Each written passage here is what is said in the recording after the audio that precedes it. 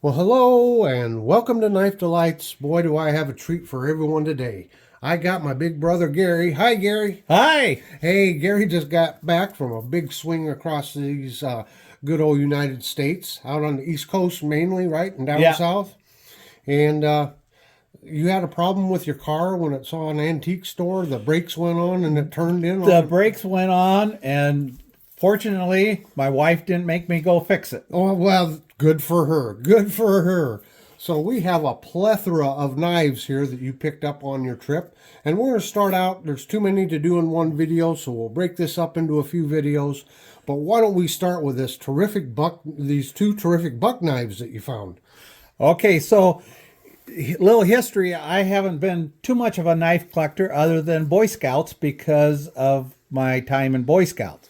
But my little brother, with his delight, with his channel, has sort of gotten me. So I feel like a real collector now because I got my first Buck 110. And it comes with the original box, and pretty excited to. Now, I haven't even cleaned this up yet, but this is straight from the antique store that I found it. You can see the markings, and I believe from the research I've done, it's a volume 4, version 4. Um, No dots on it. no dots, and the tang step is upside down from what they do, so that really helps date that. But um, obviously it's been around for a few years. The brass is tarnished and needs cleaned up and stuff, but other than that, it's a really good knife. We'll have to compare this with one of the newer ones because I think one difference in the design is this is much bigger back here. Uh-huh. Who was it? Was it the son, Al Buck, that favored this bigger thing here, and his son Chuck Buck, when he took over, he said no, it should be more streamlined or something down in there. So Yeah. there was a little friction on that design, but yeah, let's take a look at the box. So, from what I understand, is most of the buck knives come in a folded box, but this is not folded. You look at it was just a wrapped cardboard with a layman on it, and that helps date the knife because they only use this for just a few short years. It has the paperwork inside, and What's that paperwork look like? That got a little Arkansas stone there. Yeah. Buck Arkansas stone. Let's take a look at some of this. Oh, that fine. What do you call that kind of paper? Tissue paper almost. Yeah. And so part of on their instructions when they capitalize this sentence right here at some point, so that helps date even the paperwork. Wow, that's pretty cool. And what did this knife cost brand new? On the box, it has the label $16. It's at Sports International. Yeah. That Buck knives. You can see it's in even on the sheath here. It's in cursive, or that not cursive, but it's not the block Script. script. It's Yeah. not the block lettering on it. And there it says Hunter Model 110, famous for holding an edge. Wow.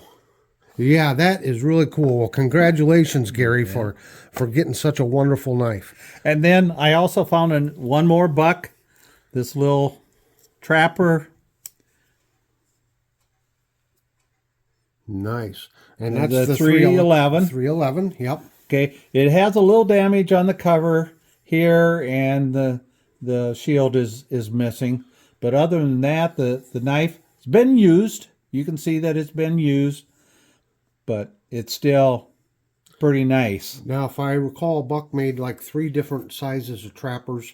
This one is referred to as the slimline trapper, but that's just amongst collectors because Buck never referred to it as a slimline. Yeah. But it is thinner, not as wide. It's got that big spade blade on it also. So clip point and spade blade. Yeah. Well, that's terrific. So Congratulations again. Welcome to the Buck family. Yeah, well, So, you're the king. do I have to officially welcome you, right? So, not to be outdone, but I did find some case knives too. Oh boy, here we go. All So- you case lovers out there. I got a little more modern folder, lockback, with the camel. Whoops, upside down. There you go. Just a cute little knife. 225, is Yep. that the model number? Yeah. Okay. Yeah. Those are handy little pocket droppers. Yeah. Yep. That's something that you could put in your EDC list and carry quite well. Yep. Okay. And then I found a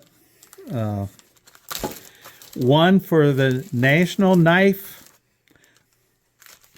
Association, their 10th year anniversary that they had this knife made. So a decade of growth so this is a 1982 knife. The NKCA was formed in 1972. Is that National Case? Is that what you said? No, National Knife Oh, National Knife. Collectors Association. Okay. Yep. Yep. So get in there, the case. Can you So- fold that to like a half stop and we can see Yeah, what's on the it- bottom of that tang it- there? it What's that just- say? Oh, it just says Just USA. USA, yeah. But But it's numbered. 546 out of, I think, 1,200 Okay. they made. And so they had their symbol there on the shield. That is really neat. I wonder what kind of covers those are. Those are bone covers, aren't they? I think those are bone. I think that's jigged bone. Yeah. So it has 5 blades, a little awe. Yeah, Oh, there's 1,600. This is one of 16. So what did you say? 225 of six out of 1,600. Yeah. no, mine was 546. Oh, 546. Okay. Yeah. That is neat. Look at that. Wow, what a sheep's foot. Now Yeah. that is, can I see that for just a moment? Wow, that is a wide sheep's foot there. 6592. So 6592, that must be the pattern. Yeah. So that's the pattern number. I'll have to look at, I'm not up on case. I think the 6 is for bone, but we'll have to double check that. And then 5 is for 5 blades, and then it's a Yep, pattern 92 Yeah. of the covers. Yeah. Wow. Well, that is really cool. And then there is one more. Oh, That's the spade blade. That's Yep. the one that everybody loves. yeah. So, That is nice. and it was just in a display case in just a general antique store. There wasn't. There was probably half a dozen knives in this store, Yeah, and you found that beauty. yeah, Yeah, you just never know, and that's what I keep telling people. You really have to look sometimes. Now, one little tip that I have is in most antique stores, the knives are locked up in glass cases. Right. So I always hit all the glass cases Yep. first, because that's usually where you find. But even within the glass case, sometimes you gotta get down on your hands and knees and look, and really, you never know what's hid. yeah. So okay, So I've got a knife that's well used. This is a Hawkbill knife from 1993, I think, from the dating. So it's a 61011. But see how much it's been sharpened here? It's probably about a half-inch yeah, short. it is. Yeah, And so this is a well-used knife. In fact, when you close it, the tip doesn't even go. So it's so proud. So I'll have to, fix it here. But take a little bit off of that kick. Yeah. And, yeah. but other than being well used, I mean it's pretty good shape. The covers and stuff. Yeah. That is neat. Yeah, you can tell it was used. See how it was worn, where your thumb is? Yeah. See how Yeah. it's worn off there Yeah. from holding Holding on. on to it. And well, that's fantastic.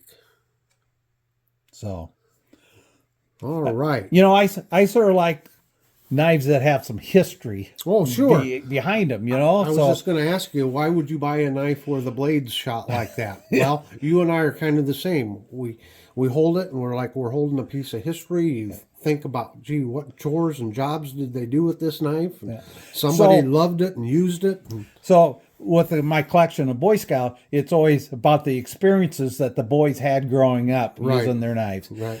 This was a worker's. Yeah. And so somebody carried this for his job, Yep. pruning or whatever he was using, Yep. and it just wore it down That's a number of great. years. Well, we're going to close out this video, but we got maybe 2 or 3 more videos in this series that we're going to do.